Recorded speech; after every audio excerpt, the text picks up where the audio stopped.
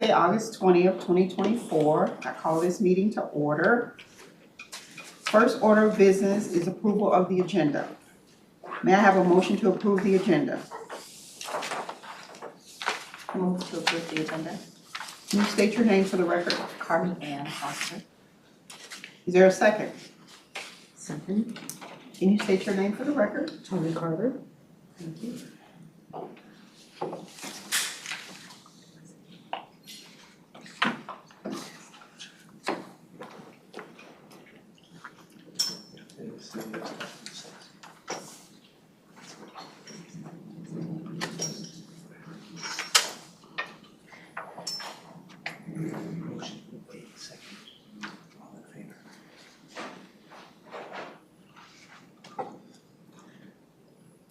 All in favor of adopting the agenda?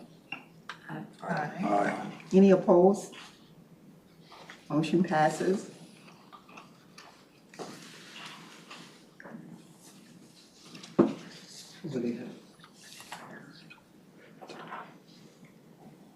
Next item on the agenda is approval of the minutes from the previous meeting. They've been sent, or you have them before you. Is there I'll entertain a motion to approve the minutes as presented. Is there a second? I don't know what to say, but I'll approve it. Brittany Clausen.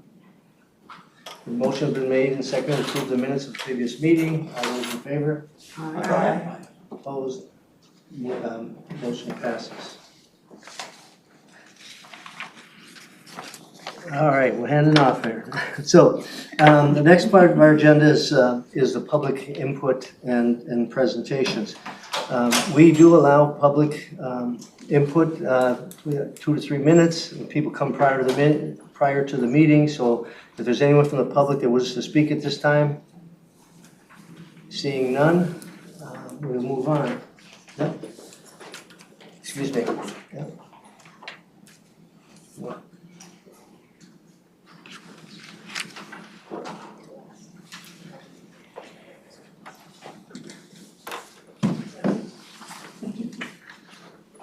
All right, it seems we do have a quorum. That's one thing that we're a little hesitant on. And so, but at this time, because it's only our second meeting, full meeting where we're having, if we could just go around the table here and introduce yourself. And we'll start with you. Start with me, all right. Lila El-Tawili, the council's enterprise equity senior manager. I'm Dr. Carter. I'm a council member from District 3. Tori Hampton, I'm an equity consultant here at the council. I am Yahya Mohammed, community member. It's my first day. I've attended this meeting, but I'm glad I'm here. Hanson, at-large commissioner, or committee member, sorry. My name is Samira Issa and I'm from Bloomington. Hello, my name is Zachariah, and I represent the northern suburbs, I believe, somewhere there. Carmen Ann Foster, and I'm from North Minneapolis. Melissa Renville Favilla, I'm from East St. Paul. Brittany Clausen, I'm from Woodbury. Tony Carter, St. Paul, council member, District 14. I'm Vanessa Jenkins, I'm co-chair. I'm John Pacheco. I'm a council member from District 5. Do we have, did you introduce yourself or who else? Anita Ravina Davis, Minneapolis. North Side. There you go. Side? Cy Jordan, Director of the Office of Equity and Equality here at the council. Okay, I believe we have it in. So we just have one major agenda item today. We've had something else, but that dropped. So we do have the time, so take your time with your questions and listening. This is actually a good presentation, so it really gets at the heart of some of what we do. So with that, I'm going to introduce Michelle Fuhrer, Manager of Public Involvement. Good evening. Good evening. Thank you, chairs and members. My name is Michelle Fury. I am the Manager of Public Involvement here at the council. That means that in addition to a handful of things in our communications department, I oversee the policies and procedures related to community engagement at the council. I am really privileged to be here tonight. Thank you for making the time. The last meeting got late and short, and so you had a really important discussion there, and I took really good notes from some of the questions that you had. So to some degree, I will try to address things as they pop up, but please feel free, as the chair said, we have lots of time. So I'm here to answer any questions that you have, and if I can't answer anything today, I will certainly follow up after the fact to let you know kind of what the situation is. So thank you so much for the opportunity to be here today. So I'm here to talk a little bit about broadly what we do from an engagement perspective at the council, but also the specific elements of the Imagine 2050 that focus on community-centered engagement. What do I point to? Do you know? It doesn't matter. Oh, there, it's just low. So this is what I'm gonna hit on tonight to make sure that you have a sense of what we're gonna talk about. I'm gonna give you a little bit of background on what we do at the council. I'm gonna talk about how we have intentionally embedded engagement in the Regional Development Guide, which is known as Imagine 2050. That has not been the case in the past, so that is a new thing, and we're excited to have guidance explicitly in the Regional Development Guide about engagement. So that is both impacting the work that the council does, as well as our local governments, because they look to this document as an opportunity to learn about what they should be doing, perhaps in some of their local planning as well. There are some recommended actions and commitments in this portion of Imagine 2050 that I'll go through for you so that you have some clarity about what it's saying explicitly. And then there's a couple of questions that would be things that maybe we could begin a conversation about engaging more deeply around, not just in this short term here as we're wrapping up Imagine 2050, but into the next several years as we make our policies a little bit more robust and engage community in that process. So I'll start with the background. Thrive MSP 2040 is our current existing regional development guide that was passed in 2014. In that plan, the equity portion committed to engaging a full cross-section of community in decision-making and explicitly creating something called the Public Engagement Plan. The work to create that plan was a co-creation process with community. In fact, it was the group of people that came to the table to advocate for the creation of this advisory committee, the Equity Advisory Committee. So community leaders, community organizations, folks from across the spectrum in terms of the types of organizations and folks that they represented across the region. And they were advocating for a more intentional approach around equity and certainly involving more voices actively, but just authentically in the processes that we have at the council. So that process encouraged a more relational engagement approach as opposed to transactional, which is largely what happens with a lot of government agencies. And beginning to acknowledge things like compensation for community expertise, and making sure that we had more of an equity related agenda that was co-created with community and the council members at the time. That certainly is something that we've continued to do, but that was a specific conversation that they had in 2013 and 2014 when this was all created. As I mentioned, it was co-created in partnership with community, so there are aspects of our public engagement plan that were written by community and council members together at the same table. And that was a really powerful process to be able to get everybody in the same space talking about things that were priorities to both. And that's where we started from, right, 10 years ago. In that document, we outlined these 8 principles for engagement. There's a little bit more definition around each one, but the idea is that we would be building engagement around these principles. And as you see, they're intended to be specific and broad at the same time. Among the really important ones, I think, they're all important, but the key pieces were making sure we were really meeting community where they were and respecting voices and expertise that community brings to the table. That was something that we heard a lot during that initial process, and of course, just about every day since, right? Relevance and transparency are really important in this document as well, that we shouldn't be just asking people for their feedback in the extractive methods that a lot of government agencies use, but we should be coming to them when not only the questions are relevant, but they can actually have influence over the decision making. Transparency, I think, is something I know that you all talked about last month when you were discussing some of the other elements of the equity framework. But we have a lot of work we can still do to be more transparent. And that is something that we also hear on a regular basis, but it was a key principle in this process as well. And then the collaboration piece really does get at the nature of co-creation, that it shouldn't just be council sets agenda, community comes to whatever table they're offered, as opposed to co-creation of goals and agenda and outcomes that are anticipated with the process. I would say we're not perfect, but these are definitely things that we were aspiring to as long ago as 10 years ago, and there has been progress in the last several years. So what has changed since Drive MSP 2040? We've been doing a lot more relational engagement with community and learning from that, and taking those lessons and making sure that we are incorporating them into the practices that we are encouraging as an organization and with our partners. Making sure that we're including people more intentionally around things that are decisions that are impacting their lives, their needs, their expectations. Compensation piece, I will tell you that it is challenging sometimes to make government processes more flexible so that we can do some of these things, but in late 2022, we actually changed our internal processes to allow for compensation for community expertise. So when people come to the table, we can say, thank you. This is valuable to the people of the region and to the work that we're doing. You deserve some compensation for that. Those internal business processes also involved a handful of other things.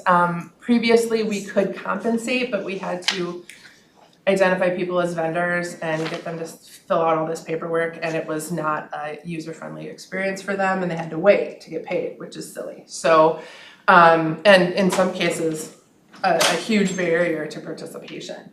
So, so that is also something that went hand in hand with that compensation piece. We have, as you've been hearing over the last several months, we have more explicit tribal relations policies that have been created over the last 5-ish years since the latter aspects of the Dayton administration and the current Walz administration, very explicitly calling out the council as an agency with stake in tribal relations. Prior to that, we did not have stake in tribal relations, so we weren't allowed to do formal government to government consultation and related things. We could still do engagement, but the nature of the engagement was a little bit less defined, and as a result of that, we have a more explicit infrastructure as well for those, including a new tribal relations staff, which has been really critical. And then learning from community and being explicit about the commitments that we're making to repair past harms. One of the things that is so clear in the equity framework that's part of Imagine 2050 is that our work should be reparative as well as community-centered. And so that is a newish piece, but certainly something that we've been hearing from community for a long time, that you can't just come and continually ask questions without recognizing that there needs to be some repair or there needs to be some work done to, not necessarily not just the repair piece, but making sure that we understand that the harms that were created by past decisions. And frankly, one government can't just be responsible for their discrete things. The experience of government, with government that a lot of people have is just really traumatic, and we need to recognize those things and recognize that we carry that legacy as well. The pictures in front of you are an example of some much more inclusive engagement strategies that we have been privileged to use over the past few years, where we are engaging community as more of a cohort as opposed to just telling the world that something's available and expecting them to come to us. We've been creating cohorts of youth, communities that is impacted by specific decisions around either housing or development. And the full range of topics in the regional plan, frankly, but there have been a handful of really great examples of putting intention and time into creating not only space for conversation, but compensating those organizations and individuals directly for their involvement. And they also created the agendas for all of that work. So we said, here are the topics we need to hear about, and let's create together what this is gonna look like. And the organizations and the cohorts owned that engagement. So it was a little bit more, I mean, there was definitely some give and take, but they were not there because they were being told what to do. They were there because they wanted to set the agenda and actually have something to say in the outcome. And that across the board, when we do assessment after a process like this, is a much more thoughtful and positive outcome for the participants in these engagements as well. They're recognizing that they have a voice. The picture in the upper left is actually a youth cohort we had that concluded their work last May, and they came and presented to the council. So that is also one of the pieces that we try to build into these experiences, is direct interaction and impact on the policymakers who are making these decisions. So that has also been a critical principle as part of all of this work that we've done since the 2040 plan, as we've prepared for 2050. So just as a reminder, this is the three-faceted equity framework that the community-centered engagement aspects live in the regional development guide. And as I mentioned, it should be community-centered, reparative, and then the third prong is contextualized. So making sure that we are really understanding the underlying realities of the context when we are actually engaging with community. That it's not just about, we have a project, we want to hear from you. It's, there are systemic inequities that we're bringing along with us in these processes, and how are we solving that? What solutions are we bringing to the table together to make those things, to at least try to address those things? The piece in community-centered engagement is really focusing on co-creation and trying to find the places where co-creation makes sense for community and where they want to be engaged in co-creation. We probably don't do enough co-creation in our engagement at the council. So I think one of the challenges moving forward is defining that better and actually measuring how often we are bringing multiple stakeholders to the table and then holding ourselves accountable to that in a transparent way. Leading with community voices is a key piece of this framework. Community expertise should guide the work, and we should be fostering participatory decision-making processes, which goes along with the co-creation. Transparent, proactive, addressing historical context, and building innovation and imagination into our methods of engagement. So it's not just a survey, or it's not just a opportunity for people to talk to someone on a transit platform, but actually getting out in the community in places that are created and fostered with trust and support. So just to be clear about this, this is what this is how we are progressing our previous engagement expectations. We're further emphasizing the centering of community voices in these processes and building infrastructure at the council so that we can actually partner effectively with community as co-creators. That requires resources, and one of the things that I know I've heard at this table over the years is that we should be budgeting differently so that we are putting resources into projects and engaging more effectively to make sure that people are being compensated and feeling like they're well supported in these processes. Shared agenda setting is a priority. Investing in community capacity building so that they're at the table too to make decisions. Focusing on the assets in community rather than extracting knowledge and expecting that to be something that people give us, but to recognize that there are assets there, and that in some cases the community agenda is more critical for them than perhaps our agenda that we bring to the table. So sometimes that's, I think, a hard thing to hear for a lot of folks when they're passionate about a project, well, maybe community's passionate about something else. So finding ways to have shared space for those conversations, and if there isn't shared space, we shouldn't be in the position of trying to coerce community to participate, right? Valuing those community voices and placing value on that, particularly from a compensation and respect perspective, and then prioritizing communities and engagement that have either been overburdened in the past as it relates to extraction or under-resourced. There are so many ways that we can measure these things, but the idea is when you haven't been putting resources in the community, you have to turn that around and actually put resources in the community and recognize that as part of your engagement processes. The next slide illustrates one of the tools that is in the Regional Development Guide. I think I'm clicking it, there we go.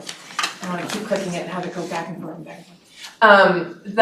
This is a modified version of the engagement spectrum that is used by the International Association for Public Participation, otherwise known as the IAP2.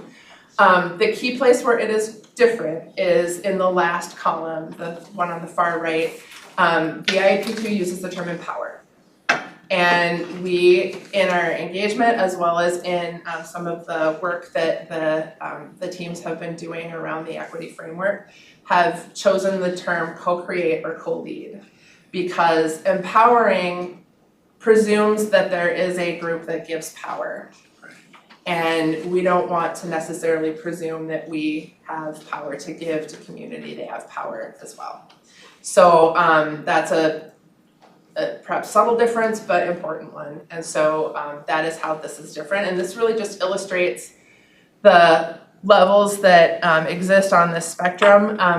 One of the key pieces is to live in all the spaces on the spectrum, but particularly the ones on the right-hand side where there is more impact on the ultimate decision.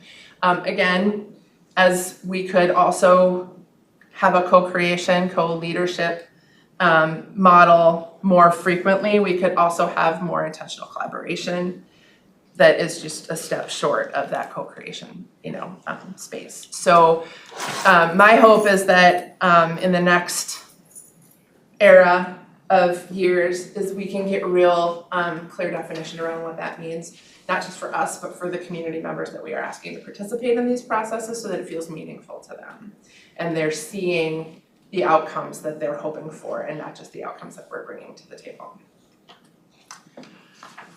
So to outline the specific commitments and policy and actions that are in the draft of the Imagine 2050 engagement framework, the commitments are to build trust, to be relational, to go beyond project engagement. And what that means is, we might have a handful of transit projects out in the universe, which we do. We can't just be asking people for feedback when we have a project in play. We need to be talking to them during large-scale planning efforts like Imagine 2050. We need to be talking to them on a regular basis about needs and expectations in the region, and that is a real key piece of this to make sure that we're having more ongoing relationship and more ongoing conversations that don't just relate to a specific project where there's an obvious need to quantify engagement. Co-creation, transparency, dedicating financial resources, measuring effectiveness, and again, being transparent about that. And then being more of an advocate around advisory committee recruitment. One of the things that is an ongoing challenge at the council is state law defines who the members of many of our advisory committees are. And as a result, we're not necessarily recruiting from very diverse populations. So how do we encourage more voices, more diversity in those spaces where the law specifically says, an elected official needs to be a member of this committee or other things, but actually being an advocate of the legislature to change some of those laws so that we actually have more flexibility in who we can appoint to these positions. Because what ends up happening is people will serve on our advisory committees for a very long time. And when you get institutional knowledge and serve on an advisory committee, you have an advantage over others. And the other people that have advantages over others on those committees are subject matter experts like engineers or other more technical skill sets. So the commitment in the Imagine 2050 framework is that we will do our best to find ways to actually influence some of those places where we have some barriers. The policy outlines specific compensation for community members, talks about intentional planning with communities where and when it's most effective for community participation, engaging in tangible impact decisions, so making sure that when we're asking for engagement, when we're partnering with folks, that the decisions are real, that they're not just questions that are interesting or part of some broader exploration that doesn't necessarily have direct impact. Partnering with community and prioritizing those communities, as I mentioned before. And then our actions are related to the some of the things that I've been talking about, addressing those prohibitions for compensation. There's an additional prohibition for compensation in state law that you perhaps are familiar. Advisory committees cannot be compensated for certain activities. That's just not a practical law anymore. And we still have a few people that I encounter on a pretty regular basis in our communities in particular that feel like it's wrong somehow to be compensating people for their ideas when they come to the table. It's like you should just do it because you care about your community, right? And that's just not practical either, because there are lots of people who, as I mentioned before, have a skill set or a subject expertise, and they're getting paid to be there. Right. Local government officials all get paid to come to our advisory committees as part of their work. So we need to be really conscientious of that and get better at, when we ask people to come to the table, like all of you, that you're getting compensated. Yeah? Something I always like to note is, if you're the only person in the meeting who's not being compensated or paid in any way, you're at the wrong meeting. Yeah, it's real. Other actions, highlighting best practices in government engagement, especially where community is innovating with government. Establish expectations, specific expectations around what budgeting should look like. A lot of times it's buried in the budget and it's not separated out, so we don't actually know how much they're intending to spend, and it's usually quite small. It often involves proactive communications as opposed to real engagement. Identifying expectations for co-creation, as I mentioned. I thought this and I heard it, and that's why it's in the policy. We should be clear how much of our work actually involves co-creation with community. Create a more specific assessment tool, and I know I've had conversations with several of you around the table about doing that. It's hard to get some of those hard, numbers and the right qualitative measures, but we can do it. So this is something that we're going to be working on in the coming years as well. And then really engage community in defining what those measures and expectations are, so that it is reflective not just of what we're hoping to measure, but what we need to measure as a collaborative sort of space. So my questions for you. And of course, you don't have to have all the answers to these questions tonight, but I wanted to begin a conversation. One of the things that I've also heard at this table many times is a desire to be more involved in engaging community around equity-related topics. So we have an opportunity to find time over the next few years to really dig into these things, and I would love to be able to either partner with you or find the right spaces to have these conversations so that we're getting clear community involvement in our definitions of these things. We can create plans that are beautiful and have all the right words in them, but if they aren't meaningful and tangible and actually lead us to more defined outcomes, we're not gonna get there. So this really needs to be work that is active, right? So what does transparency look and feel like? What does accountability look and feel like? I think we all, this is my bias as a fairly long time Minnesotan. We don't like to get specific. We just want to assume that we all know what everybody's talking about. Well, no, we need to get specific and we need to talk about what those things are. What does it truly mean to center community voices in our processes?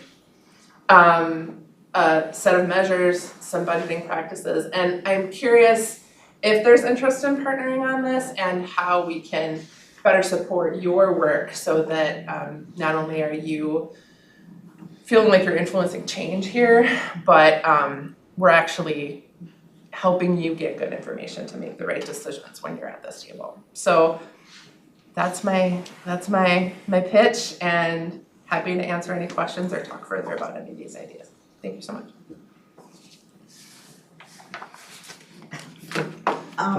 Member. Anita Ravina Davis. How do you decide when you're looking at engaging communities and approaching community centers, how do you decide what the questions are or the issues? Do you decide or does the community come to you? I think it's a combination of things. We do provide direct services to certain communities, so we have a relationship there where if there are needs that are emerging, we can certainly evaluate those. We have a pretty specific set of things that we're responsible for, so that tends to be the primary basis for the nature of the topics, but the questions need to be created together. We might walk in the door with a handful of questions around housing and assume that those questions they're the ones everybody wants to talk about. And if we don't leave the option open for that co-creation where people are actually telling us what their experiences are and what they think we should be talking about, then we miss a lot. So the main thing that we've been doing with some of the cohorts that we have is actually letting the cohorts define the questions, letting the cohorts define how the information is really proposed to other community members. So those are the best, most rich experiences by far. And to the extent we have time to do that, it's always better. And so that is the intention at the very beginning of things. And we've definitely had way more experiences recently where that's been the case. So it's a little of both, but always better when we have the opportunity for community to set that expectation. Yes. Yeah. Brittany Clausen, how do you determine when to engage the community? Is there like a precursor response? And is it, organizational wide where everyone says, okay, pause, this makes sense for with the framework that we're gonna move forward with that? It really depends on how tight the timeline is and whether we have flexibility in it. Just as an example, there are often things funding streams that come through, and those funding streams have real explicit timelines with them. And if they do, then we just go, right? But where we have flexibility, we are as much as possible trying to look for places where we know there's interest in a conversation. We have several staff who are more at the council-wide level who are building long-term relationships with organizations and interest areas. Tribal organizations is one of those places. For example, the St. Paul Indians in Action is something that we're at the table with them. We host meetings with them so that when there are topics that need to be raised for conversation, they're coming up in the same spaces that we're all in, right? So that is pretty critical in order to hear from community and actually understand that. I think from a housing perspective, we have a pretty strong entry point because we provide housing services. Transit is, I think, constantly one that we're evaluating because we do provide transit service, but we also provide infrastructure development. So those tend to be very different audiences for just the regular transit rider versus the person who has not had a transit route through their community and have all kinds of thoughts about that, right? So it's the topics are coming to us, but some of them are also based on our responsibilities. I did have just one follow-up question around the sense of urgency, because I know that usually funding is what is determined how fast or how slow something will move. So I'm curious about a roadmap that you guys could design to say within a certain time frame, here's what our plan of action is, because usually when it's urgent, everything goes out the window and you just do what you want to do. And what I heard you say throughout the presentation, which I thought was really wonderful and thoughtful, I always went back to, how urgent that money needs to get to you and where it needs to be dispersed, because that'll prioritize how people decide to use that framework and the mindset to say, let's pause. Appreciate that, thank you. Yes. Yeah, so this is more so a comment as opposed to a question, but I think one thing that's important to think about is when we're doing community outreach is that not every community gets that information through the same way, right? So oftentimes what ends up happening with a lot of government organizations in general is they, update the website or maybe they send out emails or something, but Right. for example, I come from the Somali community and people don't look at the website. You have to spread things by word of mouth or something physical that people can see it. So sometimes when we talk about equality or like access to information, it's not just what we're used to in the Western world where it's just all digital or, like an email. So that's just something to think about. Yeah, I really appreciate that and have an awareness about that as well, but always willing to learn more. Yes. Thank you, Zachary. I just had a question about co-create and co-lead. You mentioned that council or state entities or governments aren't empowering because they don't have power.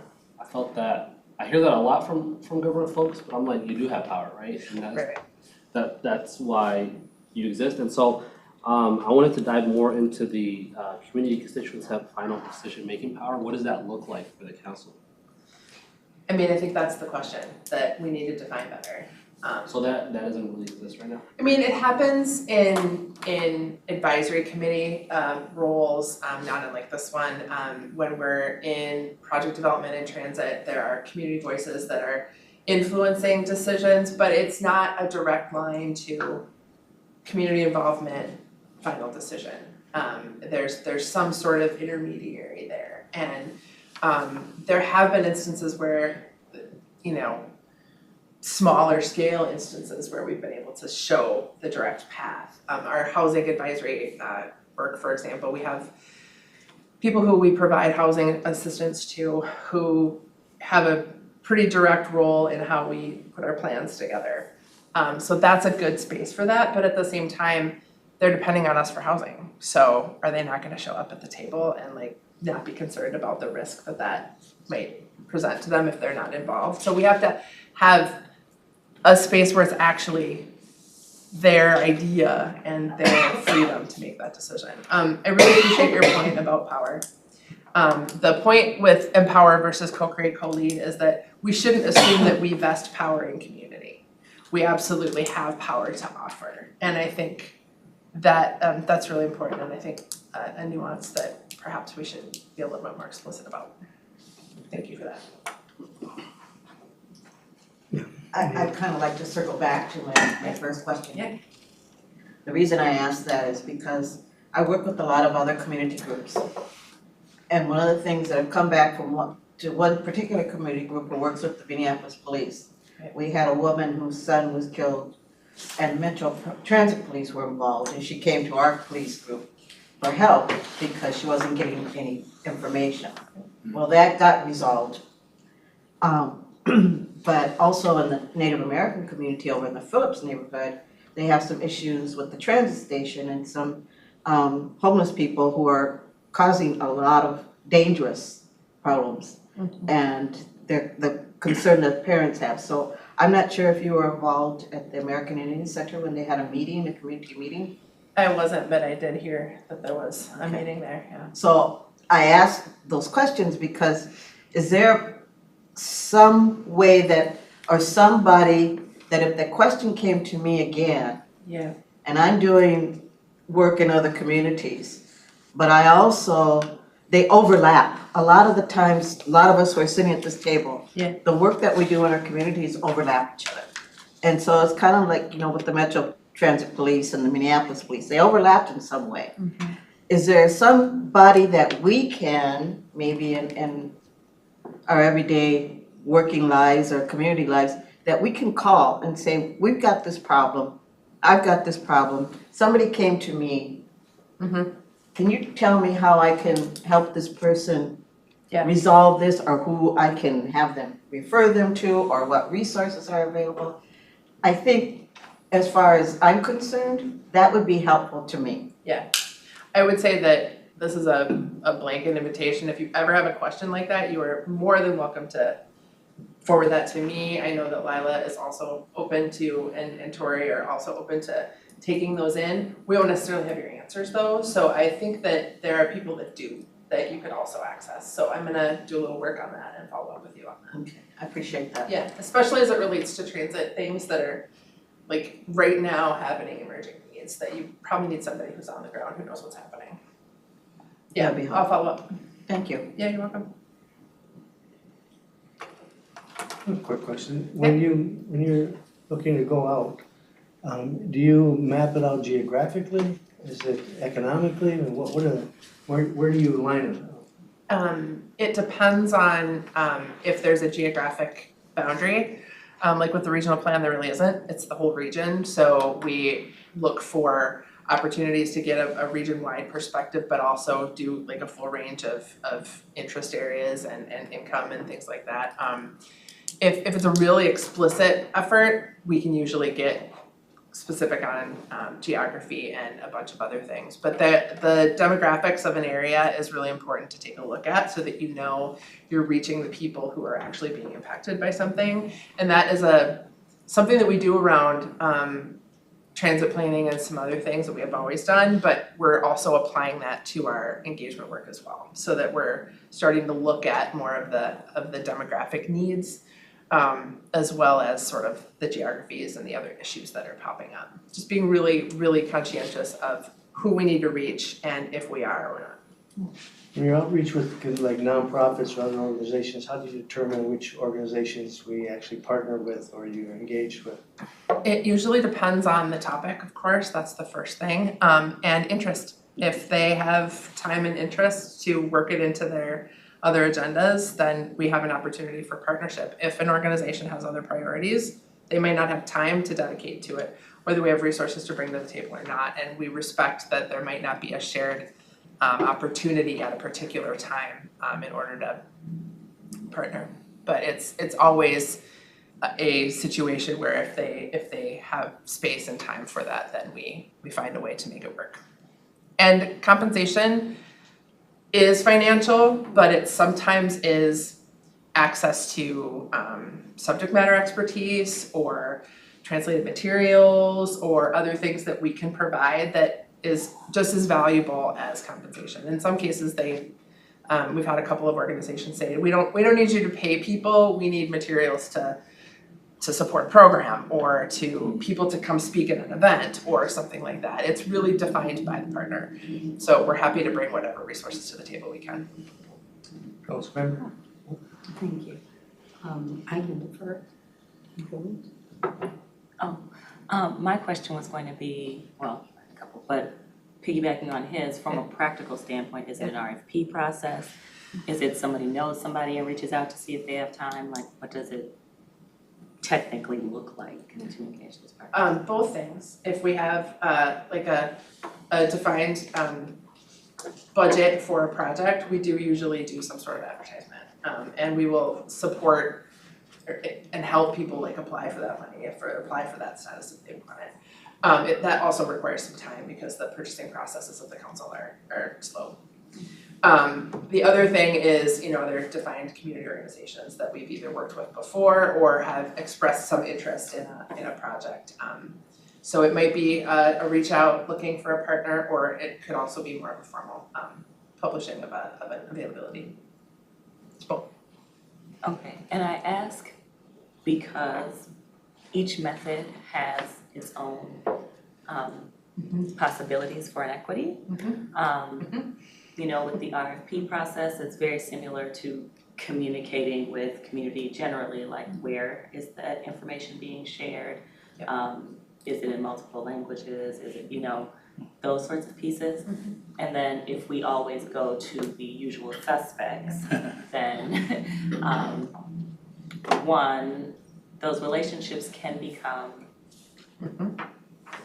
I don't want to call it disingenuous, but problematic, right? Do they represent the voice of the entire community? Who has decided that this is the person the community wants to speak on this issue? Those sorts of pieces. And also along with the the community partners selecting what compensation looks like. Sometimes partners are inhibited by their own expectations, right? In-kind support is great. But if I'm not mistaken, they should have access to most of that in-kind support anyway. So is that really an exchange for the partnership if you give me something that I technically already had? And I found, at least in my dealings with governmental bodies, that often, particularly communities of color, undervalue their expertise and under-request what compensation should look like.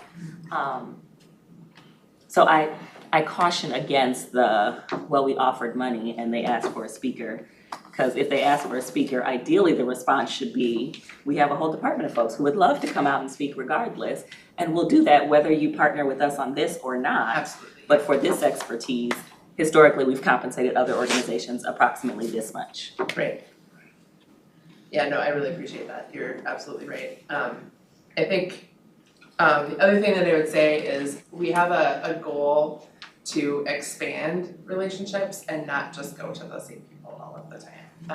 Especially when it comes to voices of non-English speaking individuals and people of a wide variety of age ranges. And that does mean that we have to work a little harder on the front end to make sure that we're not creating some of those barriers that you're talking about. So I totally hear what you're saying, and I appreciate your feedback. And a little bit of, I've certainly made some notes about some things that we can probably be a little bit more explicit about in our processes. So I appreciate that. Councilmember? Thank you. I really appreciate the information that you brought forward today, and also hearing about the many ways in which the Metropolitan Council is exercising muscle around community engagement. And of course, at the table, as a council member, I do hear about these things. And I'm very, very impressed with much of the work that is newly happening. I think a good direction has been set. You know, where equity and community engagement are concerned, they really always feel to me like two sides of the same coin. And so I think that the topic that you're bringing to us today is part and parcel of the purpose of this group. I was really thrilled to hear you talk about the history of the request for an equity advisory committee. And so it's good to know, you know, where this whole idea has come from. It really seems to me as though the Equity Advisory Committee was envisioned to be front and center in ensuring that communities were engaged to achieve equity. And so this conversation that we're having today, I hope is not a one-time that we're hearing about community engagement and one opportunity to give ideas on, you know, what that accountability and transparency should look like, but that we'll also have the opportunity on an ongoing basis to talk about the engagement that is happening across the Metropolitan Council and to consider how it assists us to drive toward equity. You know, I'm not really trying to give us bigger jobs because I know we're volunteers all here at the table, but I do believe that the framing of what is happening and how it is presented and shared here and how this team can register its thoughts and provide assistance, you know, on an ongoing basis can make a huge, huge difference. The 2050 process, you know, is one that has not been centered yet here as part and parcel of the work that we do. There are plans for additional presentations of what has been done to come forward. I think this may be a turning point for Met Council and the Equity Advisory Committee to actually integrate this work. So I wanted to make, you know, that small statement about where I hope we're going. And I hope then that you'll come back, Michelle, to help us hear from, you know, the great work that's happened with, you know, working with our Native communities here and how that might be or create an opportunity to envision a model for work that can continue with other communities. I just really feel as though we've done some great work there that is focused on a community that impacts all of us, you know, and can have really, really good results for all of us. And we need to look at that model to determine what we're doing with other communities, you know, what needs there might be, and how this team can help us to meet those needs. Now that's, you know, that's big, but I really think that's how I would like this team to be involved. I know the chairs have talked about that, and just like us to be able to walk that walk together. Yeah, I would be happy to support whatever your desires are moving forward. It would be really exciting, and I know our teams would be happy to hear ways that we can improve. Professor? Yes, my question is, I really appreciated the earlier comment about power and the fact that the Met Council does hold power and being intentional about how that is bestowed upon, shared with, engaged with communities. I'm also really curious about what you're seeing about how power flows inside the Met Council. For example, is there an expectation that community input is being used? Or is there an expectation that other departments are engaging with you before making decisions? Or are they engaging with you after a decision has already been made to kind of bless that decision? So I'm really curious what your observations are about internal power. Yeah, great question. I would say there is a lot of, well, let me first say, I think our council members are clear that they expect community to be involved in our processes. So I've heard that message loud and clear from our council members, and that's who we work for ultimately, right? So from that perspective, the expectation is there, and the process to facilitate that and make sure that everyone knows sort of how to access those resources is the challenge internally, right? I think the committee member rightly noted that urgency and the strings that are attached to things really govern how intentional and how responsive we are internally. If we are responding to a complex set of expectations from another government or some other process, that's the priority. And so it's incumbent upon me and my colleagues to remind everyone that the voices that are part of these processes are just as important as the urgency to whatever stakeholder is providing the resources. I think people are generally, they certainly understand the value of hearing from community. We don't necessarily build it intentionally into all of our processes, and there are a couple of improvements that have been made in our business item processes that I think are helping with that. So that we have a space to actually call out, here's what's been done or not been done. And we can use that as an opportunity for improvement as well. But I think the real challenge is making sure that we're clear how engagement can support decision making. And I don't know that we're having enough of those conversations, so the idea that that would happen here is really powerful and exciting.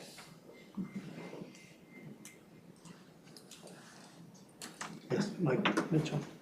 So at all these meetings, like workshops and everything else, like is there childcare, go-to cards, like transportation provided, food, vouchers, language access, just like all the key components to like value people's time?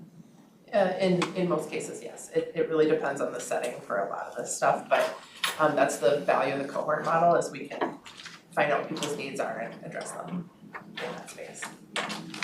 Yep. Unfortunately, we have access to transit and other transportation services, so we can offer those things to people. So I know it's built, like building trust, and I feel like people have to trust your motive. Yeah, right. And if they think that if your time is actually like, hey, we value your time, we're gonna give you what you need to come and hear you, then I may trust your vote a little bit more, which can actually make a deal with that. Totally agree. Yes. Carmen Foster again. Yeah.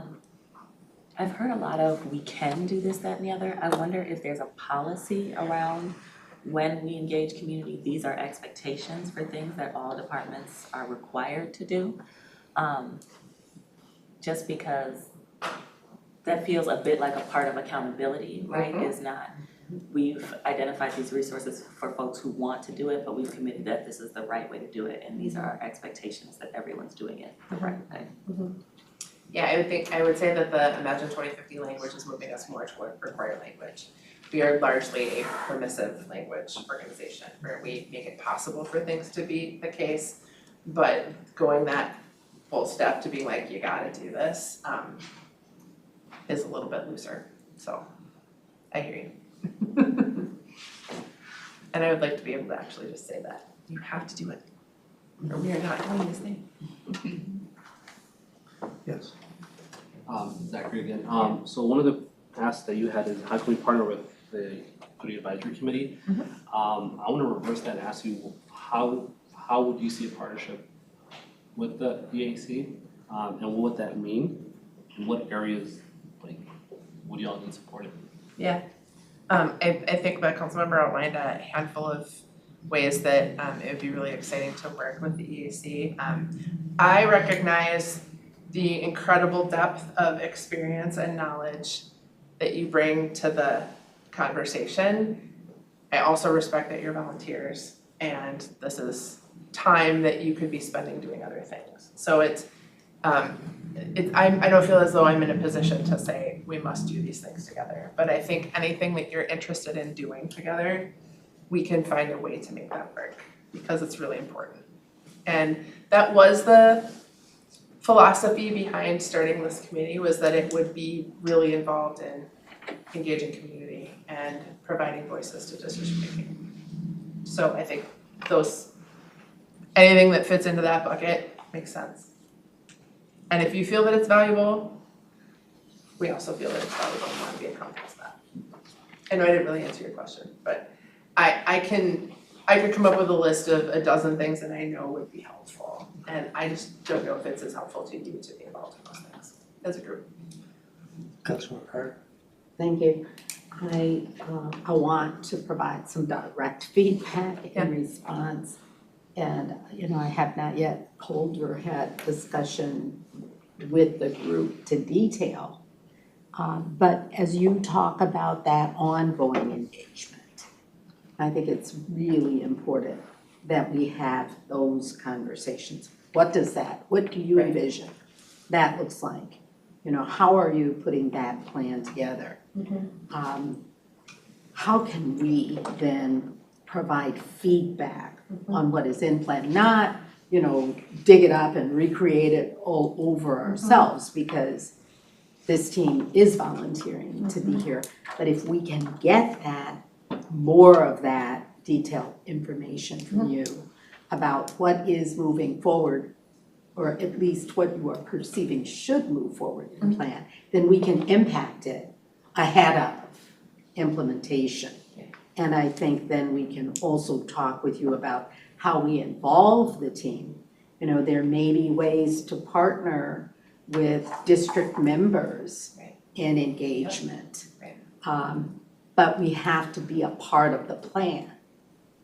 Planfully, working to prepare ourselves and to team, with the council and or with staff in an ongoing process of engagement and feedback, helping to shape, tweak, talk about what works, what doesn't, and, really get our feet wet, because when the next plan comes about, it will not be a new plan that's in process in 2060.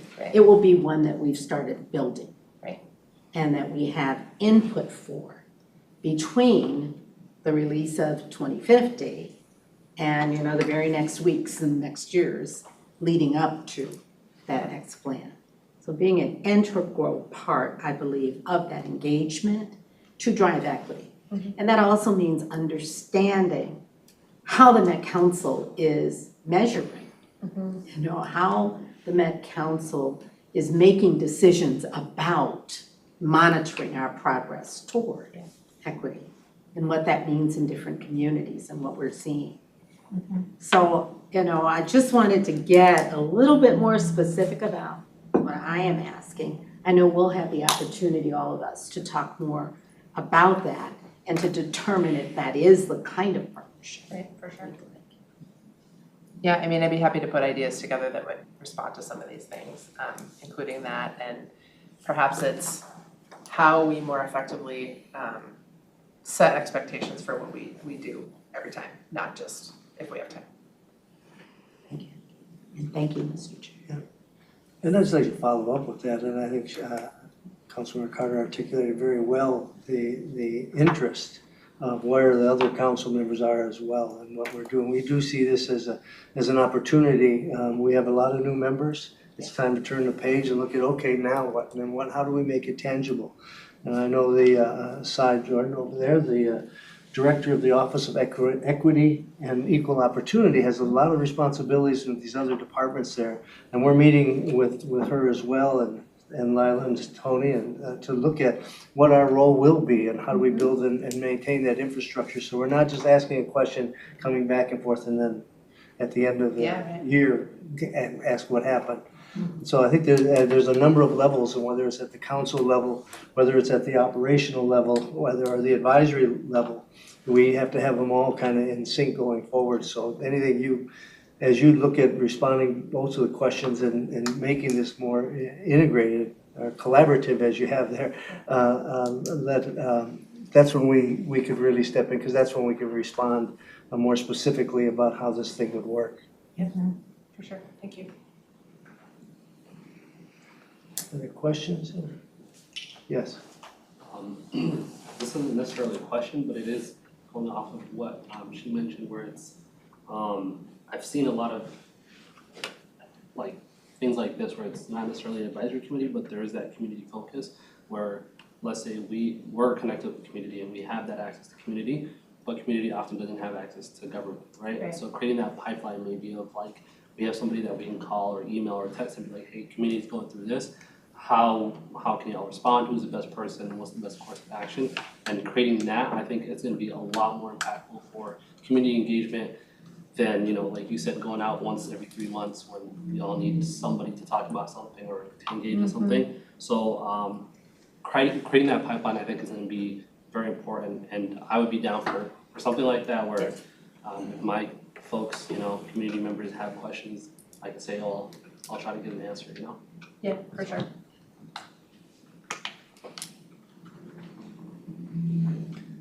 Well, seeing none other. Thank you. Yeah, thank you. Thank you. This is very You're welcome. interesting.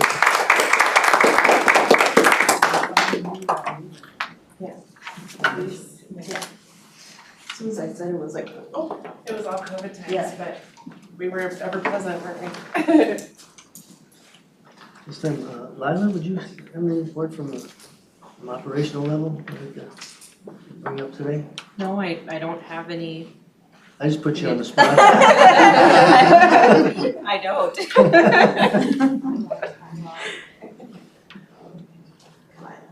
Anything else? Yes. Oh, I do have an update. I apologize. Thank you for saying that. I completely forgot. We had our EAC bylaws update approved last week, finally. So congratulations to everyone who contributed and worked on that. Yeah, but we have new bylaws, which means that we can now, Councilmember Pacheco asked me earlier, we can now have meetings online, but we're still figuring out the logistics behind that. We'll have more information next month at the retreat. We also will have a little bit more on roles and responsibilities and also what engagement looks like in our roles. So that's something that we're already planning on to go over next month in our retreat. Let's do more with the retreat expectations. We're still working on putting it all together, but it is gonna be roles, responsibilities, expectations, and then some additional kind of co-creation in that space, but we're still working on putting the pieces together, so. And that date again. It will be at the next, so rather than having an EAC meeting next month, I think it's the 17th, we're gonna have an extended retreat, so. And we'll send out the details as well. Thank you. Are you still waiting to determine whether it was gonna be the daytime or the evening, or did you? So we sent off the poll and it was 50-50, like right down the middle, so we have to figure out if we're gonna go this way or we're gonna go that way, but it looks, at this point, it's, Chair would be tight break, I guess. yeah. Yeah, we need to break the tie, so we might send out another one, actually within the next couple of days. Have a recount. Yeah. See who's missing. Councilmember? Yeah, I had a question. What are the other advisory committees of Metro Council? I don't even know. I don't have to have it right now, but I was just wondering, because just came to my mind, what constitutes determining whether the committee is gonna be an advisory committee or not? I think there's some that are by statute. If you look at the Transportation Advisory Committee, it has the elected officials from each area and that's specific around that. But at some point, there had to be sort of a values determination. And so that's what I'd like to, it doesn't have to of course it can't happen now, but at some point, I'd like to know how were those value determinations made?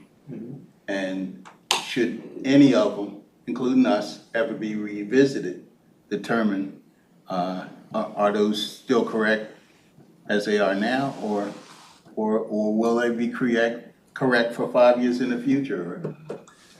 Well, having sat on this body 32 years ago. You're the historian then. And no, it's very similar questions, and I would tell you it's just the opposite. I think every year we're evaluated. Every year we go back to the legislature, there's some changing some responsibilities that we have, or this last year where we look at where our revenue came from as far as the transportation tax and other items. I think we're always under somewhat scrutiny as far as what we're doing in some of the larger communities and the smaller communities, so. Yeah, and that's something every organization should do, is constantly look at itself and say, we think we're doing a great job, but what could we be doing different? And part of that would be how you view the organization. I was a diversity program director for years for Minneapolis and St. Paul, MnDOT, Metro. And one of the things that you look at in diversity or DEI in general is the level in the organization determines a lot. So if it's a lot of organizations, they would always put diversity program under human resources. And so they were always accountable to human resources, but they didn't have, quote, cabinet level authority. So, it's kind of, you bury it down. And so I just want to make sure we're not buried down, or if we are, do we want to be up at some point? Or is it okay? So I think you have to ask those questions. And even if your answer is everything is all right, in the end, you still have to ask them. No, and as was stated, I think this is the time to do that. It's the time as we go into the retreat or go into our own assessment. I mean, we currently, we could use more staff. Is that a question we could take up? Is there, there's a lot to it, but I think we're in the right time and spot to do that.